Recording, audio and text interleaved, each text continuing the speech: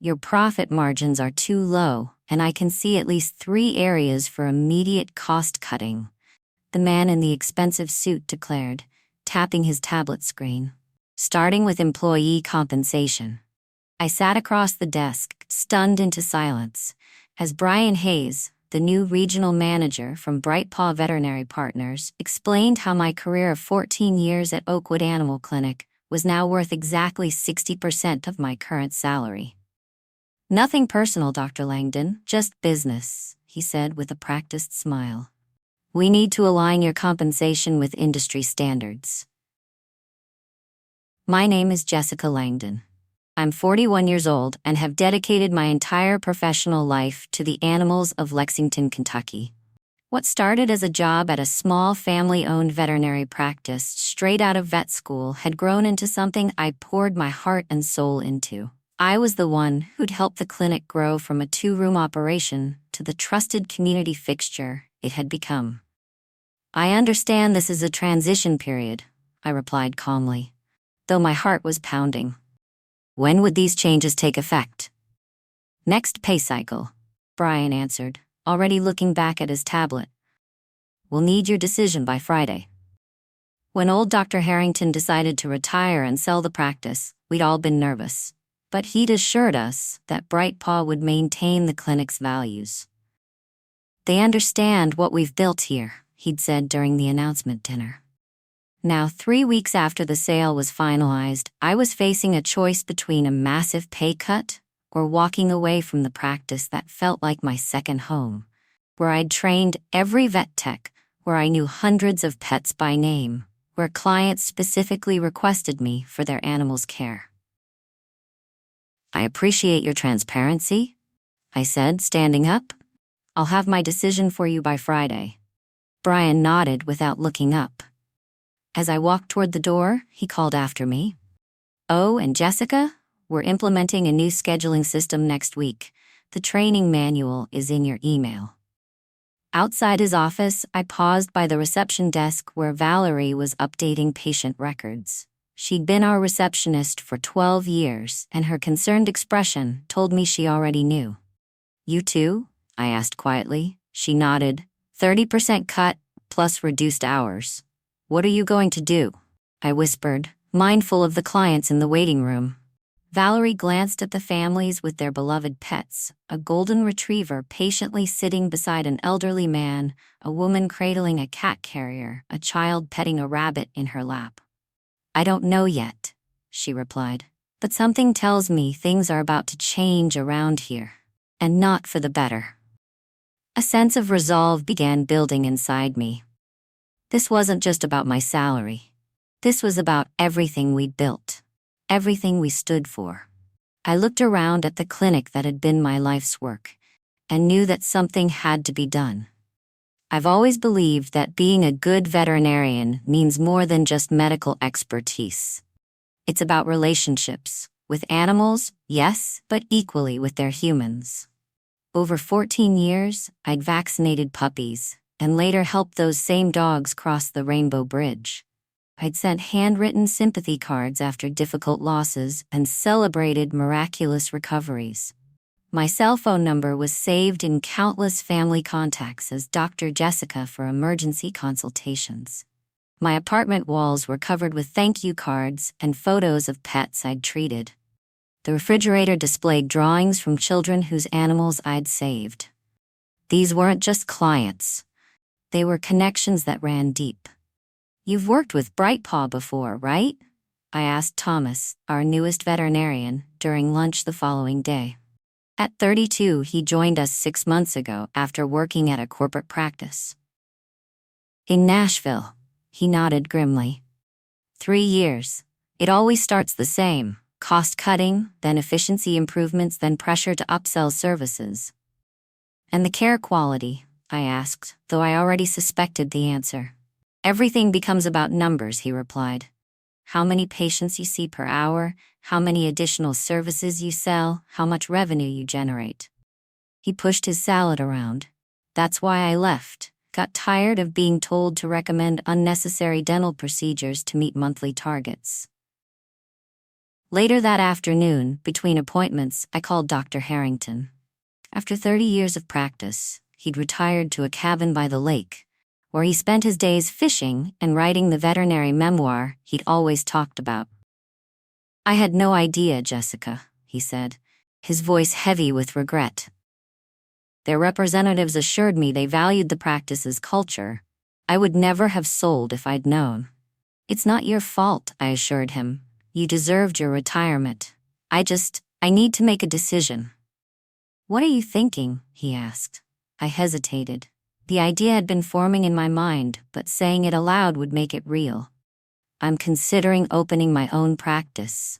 The silence on the line lasted only a moment. "You should," he finally said. "You've got the experience, the client relationships, and Lexington could use a clinic that still puts care above corporate margins." After we hung up, I sat in my office looking at the degrees and certifications on the wall. My mind drifted to conversations with clients over the years, many of whom had expressed how grateful they were that we weren't one of those assembly line vet clinics. My thoughts were interrupted by a knock. It was Maggie, our head technician for the past 8 years.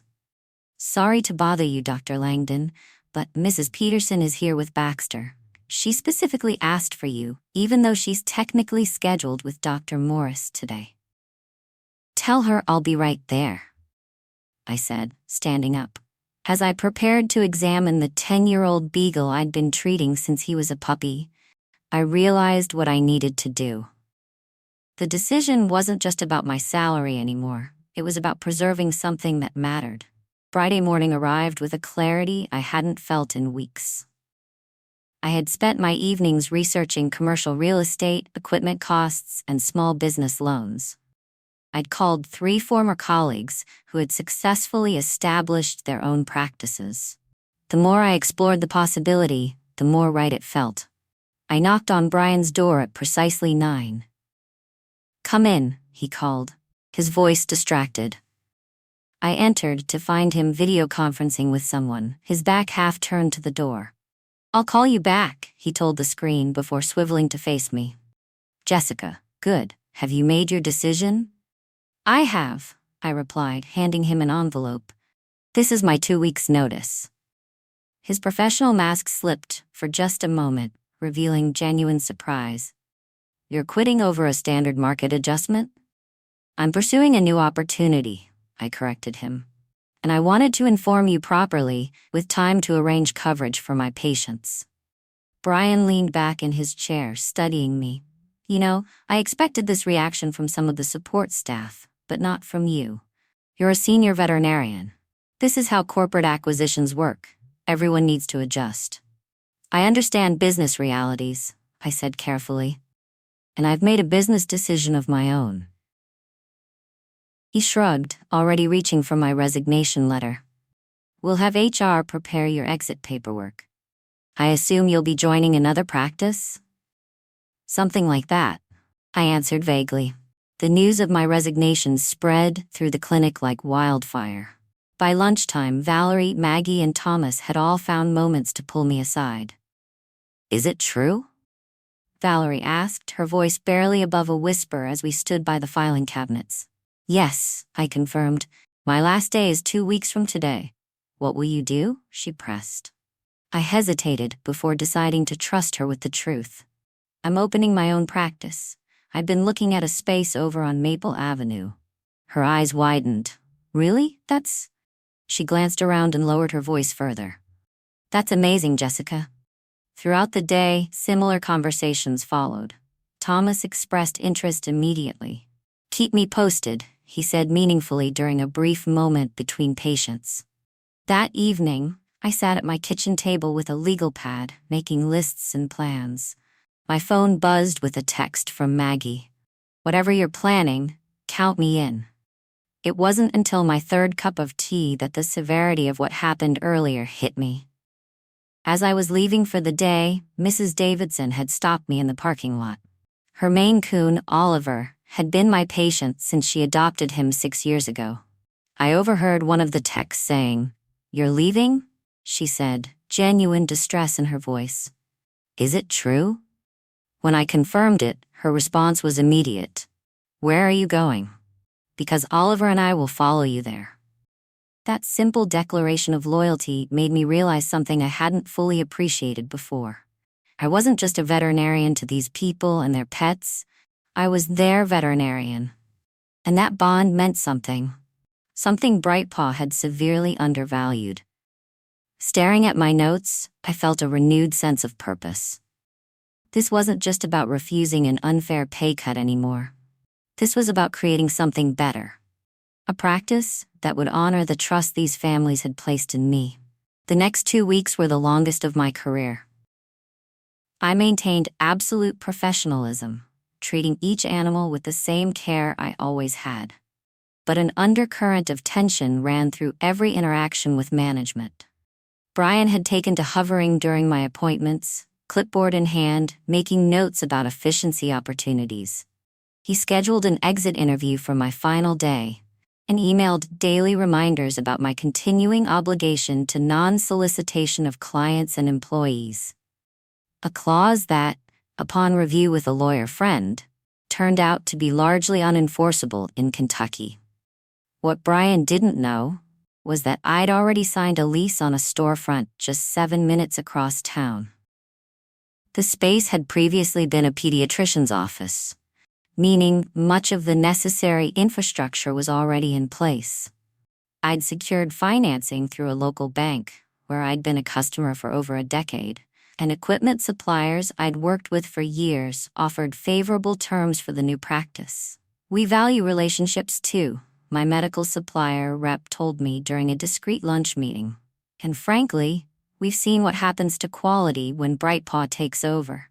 We're happy to support independent practices." In the clinic, I maintained a careful silence about my plans, but word was spreading regardless. Clients would ask pointed questions during appointments. "So, where exactly will your new practice be located?" Mrs. Thompson asked while I examined her terrier's ear infection. "I haven't finalized anything yet," I replied carefully, aware of the microphone on the computer system that had been installed the previous week as part of Brightpaw's quality assurance program.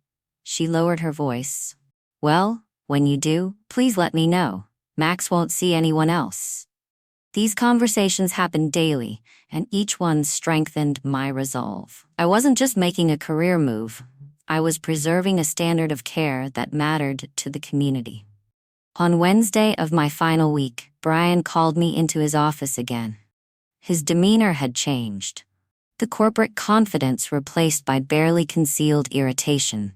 "Several clients have been asking about your future plans," he said without preamble. "I need to remind you of your contractual obligations." "I am aware of my obligations," I replied calmly, "and I've been clear with everyone that I don't have concrete plans to announce." He tapped his pen against the desk. "We've invested considerably in acquiring this practice, Dr. Langdon. Brightpaw won't look kindly on any attempts to undermine that investment." "I understand," I said. "Is there anything else?" He studied me for a moment. "We're prepared to reconsider your compensation package. Perhaps we were too aggressive with the initial adjustment." The offer caught me off guard. It was the first sign that perhaps Brightpaw was recognizing their miscalculation, but it was too late. The lease was signed, equipment ordered, and my vision for Riverbank Animal Hospital was already taking shape. "I appreciate that, Brian, but my decision is made."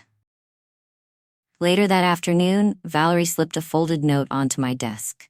Inside was a list of 20 client names with a simple message. "These people called today specifically asking about you."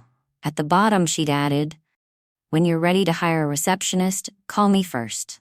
That evening, I met Thomas and Maggie at a coffee shop several miles from the clinic, far enough to avoid running into anyone from Brightpaw. Over lattes, I finally shared my plans in detail. "I've secured a location on Riverbank Drive," I told them. "It'll be called Riverbank Animal Hospital. Opening in about 6 weeks if everything goes according to schedule." "6 weeks?" Maggie repeated, her expression thoughtful. "My reduction in hours takes effect in 3. Interesting timing." Thomas leaned forward. "What's your staffing plan?" "I need a veterinarian who shares my philosophy of care," I said, meeting his gaze directly, "and an experienced lead technician." Their smiles told me everything I needed to know. By the time we left the coffee shop, my new practice had unofficially gained its first team members. The pieces were falling into place. But I had no idea that Bright Paw was about to force my hand in a way I never anticipated. My second to last day at Oakwood began with an unwelcome surprise. Posted on the break room bulletin board was a new fee schedule, effective immediately, with price increases averaging 30% across all services. Basic vaccinations that had cost $45 were now $65. Dental cleanings jumped from $300 to $425. More disturbing were the new care packages highlighted in bold, bundled services that included tests rarely needed for healthy animals. The comprehensive wellness package included 3 separate screens that most pets simply didn't require at routine visits.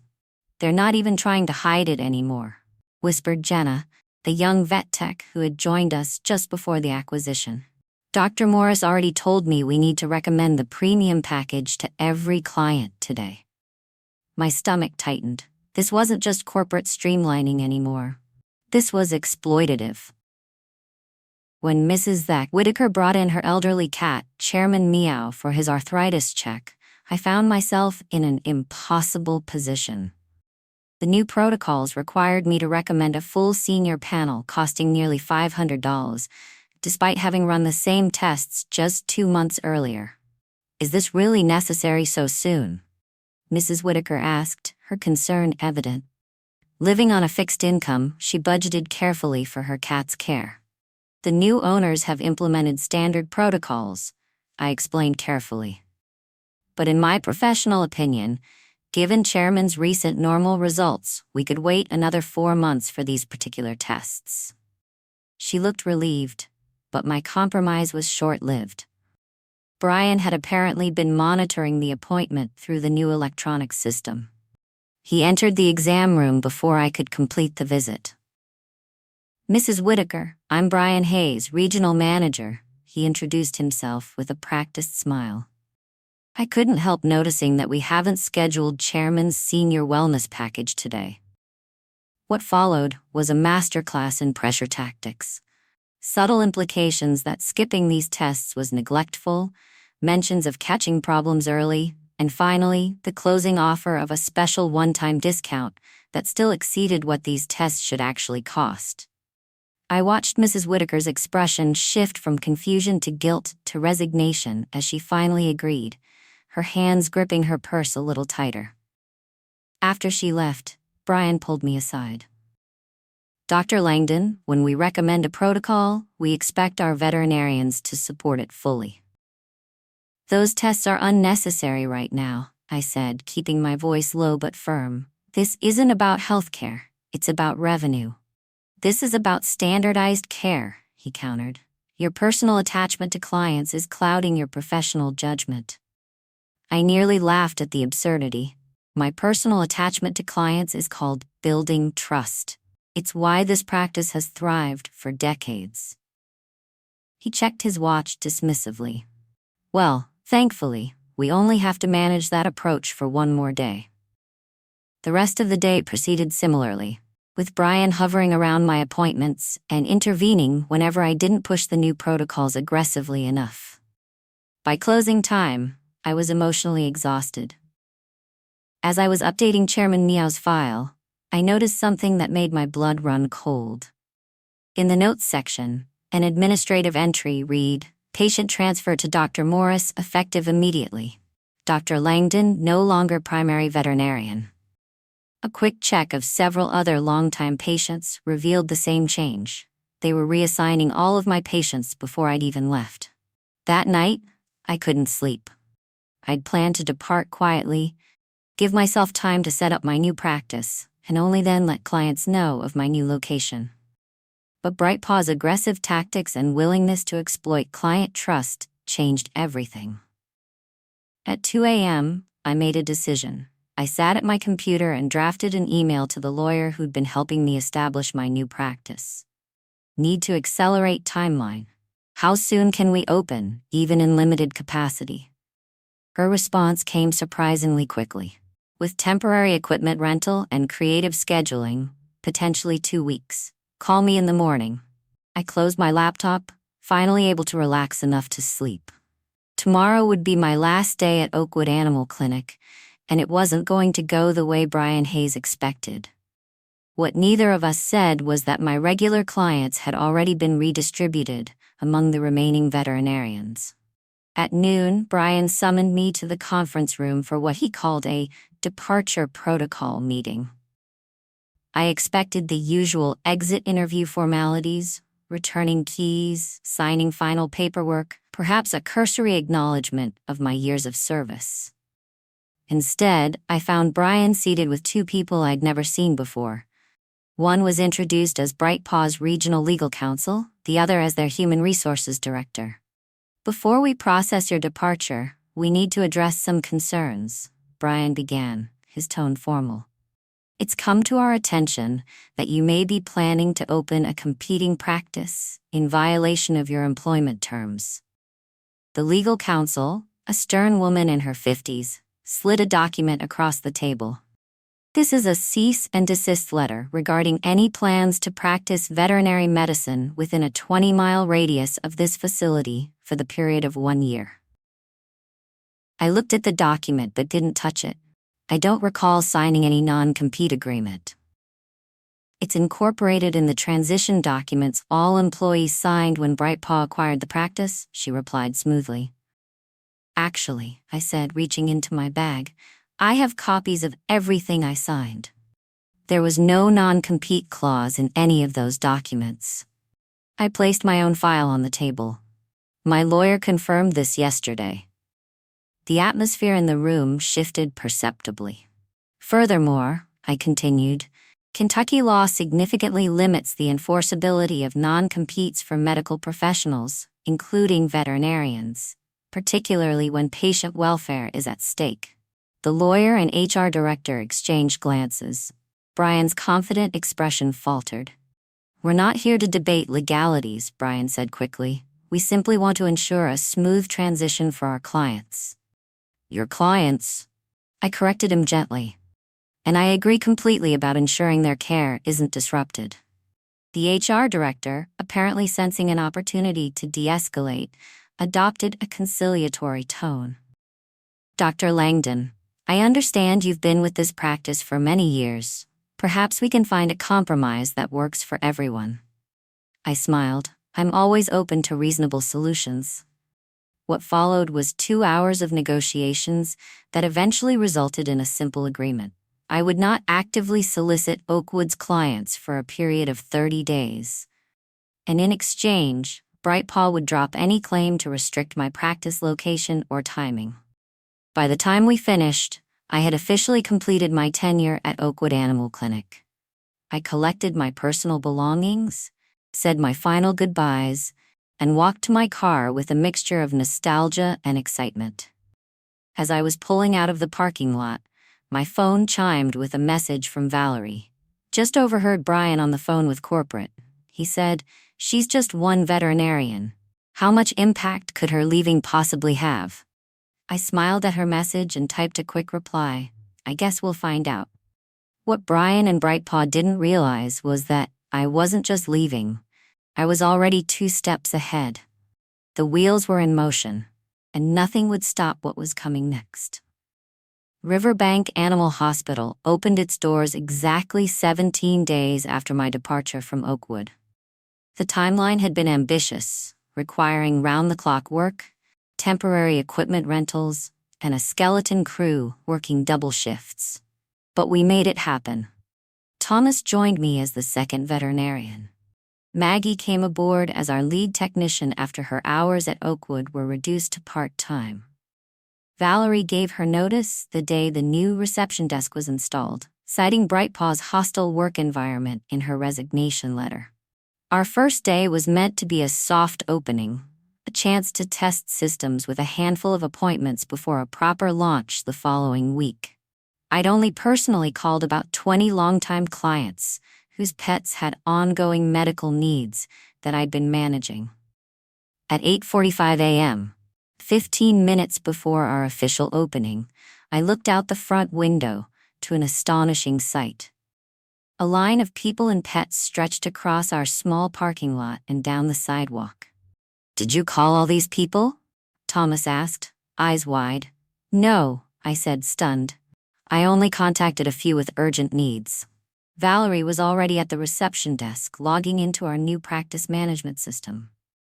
"I think word got around," she said with a knowing smile. As we opened the doors, familiar faces poured in. Mrs. Peterson with Baxter the Beagle, the Garkas with their 3 rescue cats, Mr. Johnson and his ancient tortoise Methuselah.